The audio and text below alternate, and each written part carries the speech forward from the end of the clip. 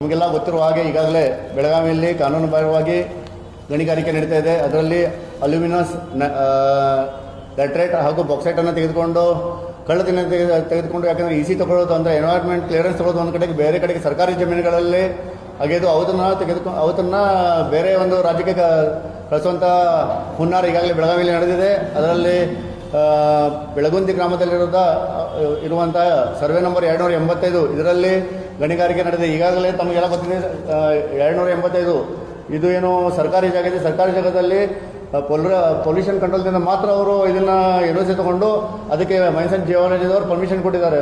Permission ಕೊಡಬೇಕಾದ್ರೆ ಸರ್ಕಾರಿ ಜಾಗದ ಮೇಲೆ ಇವರು ಯಾವ ರೀತಿ ಮೈನಿಂಗಕ್ಕೆ ಪರ್ಮಿಷನ್ ಕೊಟ್ಟರು ಅನ್ನೋದು ಕೂಡ ಇಲ್ಲಿ ಪ್ರಶ್ನೆ ಬರುತ್ತದೆ.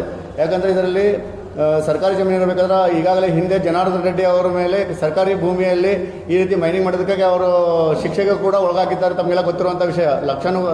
ಲಕ್ಷ ಕೋಟಿಗಟ್ಟಲೆ ಈಗಾಗಲೇ ಅವರು ಸರ್ಕಾರಕ್ಕೆ ನುಕ್ಸಾನ್ ಮಾಡಿದ್ದಕ್ಕಾಗಿ ಅವರ ಮೇಲೆ ಏನು ಪರಿಣಾಮ ಅದೆಲ್ಲ ತಮಗೆ ಗೊತ್ತಿದೆ. ಅದೇ ರೀತಿ ಇವತ್ತಿನ ದಿವಸ ಕೂಡ ಏನು ಇದು ಬೆಳಗಾವಿಯಲ್ಲಿ ಸರ್ವೆ ನಂಬರ್ 285 ಬೆಳಗುಂದಿಯಲ್ಲಿ ನಡೆದಿರುವಂತಹ ಸರ್ಕಾರಿ ಜಮೀನಲ್ಲಿ ಏನು ಇಲ್ಲಿಗಲ್ ಮೈನಿಂಗ್ ಆಗಿದೆ, ನಡೀತಾ ಇದೆ, ಅದರ ಬಗ್ಗೆ ಸಂಬಂಧಪಟ್ಟ ಅಧಿಕಾರಿಗಳ ಮೇಲೆ ಸಂಬಂಧಪಟ್ಟ ಅದೊಂದು ಮಾಲಿನ್ಯ ರಿಸೋರ್ಸಸ್ ಅಂತೇಳಿ ಒಂದು ಕಂಪನಿ ಇದೆ, ಅದರ ಮೇಲೆ ಆ್ಯಕ್ಷನ್ ಆಗಬೇಕು. ಅದರ ಮೇಲೆ CBI ಎನ್ಕ್ವೈರಿ ಕೂಡ ಆಗಬೇಕು. ಕರ್ನಾಟಕ ಸರ್ಕಾರ, ಘನವೆತ್ತ ಸರ್ಕಾರ ಮತ್ತು ಮಾನ್ಯ ನಮ್ಮ ಇವರು ಮುಖ್ಯಮಂತ್ರಿಗಳು ಹಾಗೂ ಮಾನ್ಯ ಮೈನ್ಸ್ ಆ್ಯಂಡ್ ಜಿಯಾಲಜಿ ಮಿನಿಸ್ಟರ್ ಆದಂಥ ಮಲ್ಲಿಕಾರ್ಜುನ್ ಸಾಹೇಬರು ಅವರು ಅದನ್ನು CBIಗೆ ಈ ತನಿಖೆ ಒಪ್ಪಿಸಿದಾಗ ಸುಮಾರು ಸಾವಿರಾರು ಕೋಟಿಗಟ್ಟಲೆ ಇದರಲ್ಲಿ ಸರ್ಕಾರಕ್ಕೆ ಹಾನಿಯಾಗಿರೋದು ಕಂಡು ಬರ್ತದೆ. ಅದಕ್ಕಾಗಿ ಅದನ್ನು CBIಗೆ ಒಪ್ಪಿಸಬೇಕು ಅಂದ್ಕೊಂಡು ನಾವು ಒತ್ತಡ ಇರ್ತೇವೆ. ಅದೇ ರೀತಿ ಯಾವ ಅಧಿಕಾರಿಗಳು ಇದರಲ್ಲಿ ತಪ್ಪುಗಳು ಮಾಡಿದ್ದಾರೆ ಆ ಅಧಿಕಾರಿಗಳ ಮೇಲೆ ಸುಮೂಟ ಕೆಲಸನ ಲೋಕಾಯುಕ್ತ ಮಾಡ್ಕೊಳ್ಬೇಕಂತ ಹೇಳ್ತದೆ. ಯಾಕಂದರೆ ಇದನ್ನು ಸರ್ಕಾರದ ಹಿತ ಕಾಪಾಡಲ್ಲಿ ಈ ಒಂದು ಸಂಸ್ಥೆ ಕೆಲಸ ಮಾಡ್ತಾ ಇರ್ತದೆ. ಅದೇ ರೀತಿ ತಮಗೆ ಇದನ್ನು ತೋರಿಸ್ತಾ ಇದ್ದೇನೆ. ಈಗಾಗಲೇ ಇದರಲ್ಲಿ ಹೆಸರುಗಳು ಇದ್ದಾವೆ. ಯಾವ್ಯಾವ ಸರ್ವೆಗೆ ಇವರು ಪರ್ಮಿಷನ್ ನೋಡಿದ್ರು ಮಾಲಿನ್ಯ ರಿಸೋರ್ಸಸ್, ಅದರಲ್ಲಿ 285 ಇದರಲ್ಲಿ ಇಲ್ಲ. ಆದರೆ 285 ಪರ್ಮಿಷನ್ ಇಲ್ಲದೇ ಇವರು ಇದನ್ನು ಕೆಲಸ ಮಾಡಿದ್ದಾರೆ, ಅಲ್ಲಿ ಗಣಿಗಾರಿಕೆ ಮಾಡಿದ್ದಾರೆ ಅಂತಕೊಂಡು ಹೇಳೋಕ್ಕೆ ಇಚ್ಛಪಡ್ತಾ ಇದ್ದೀನಿ. ಅದೇ ರೀತಿ ಇದು ನೋಡಿ, ಇದು 283, ಇದು 282, 283, ಇದು 284 ಇದೆ.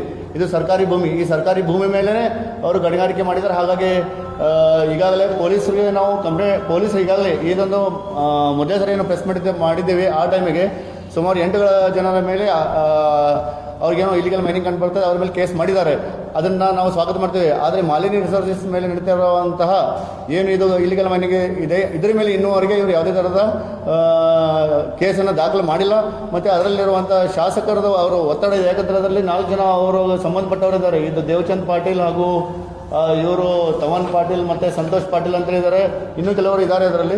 ಸೊ ಇವರೇ ಕೂಡ ಇದನ್ನು ಮಾಡಿಕೊಂಡು ಎಸ್ಟಿಮೇಟ್ ಕಮಿಟಿಗೆ ಒಂದು ಪ್ರಶ್ನೆ ಮಾಡ್ತಾರೆ. ಎಸ್ಟಿಮೇಟ್ ಕಮಿಟಿದ ಮೆಂಬರ್ ಆಗಿದ್ದಾರೆ. ಅವರು ದುರ್ಬಳಕೆ ಮಾಡಿ ಅಧಿಕಾರಿಗಳ ಮೇಲೆ ದಬಾವ ತಂದು ಅವರಿಗೆ ಅನಿಸೋ ಕೆಲಸ ಮಾಡ್ತಾ ಇದ್ದಾರೆ. ಇದೇ ರೀತಿ ಹಿಂದೆ ಕೂಡ ಮಾಡಿದ್ದಾರೆ. ಹಾಗಾಗಿ ಇದನ್ನು ಕ್ಲಿಯರ್ ಮಾಡೋದಕ್ಕಂತೇಳಿ ನಾವು ಕರ್ನಾಟಕ ಸರ್ಕಾರಕ್ಕೆ ಮನವಿ ಮಾಡ್ತಾ ಇದ್ದೇವೆ. CBIಗೆ ಒಂದು ಇದನ್ನು ಒಪ್ಪಿಸ್ಬೇಕಂತ ನಾವು ವಿನಂತಿ ಮಾಡ್ತಾ ಇದ್ದೇವೆ, ತನಿಖೆ ಮಾಡಬೇಕಂತೇಳಿ. ನಮಸ್ಕಾರ.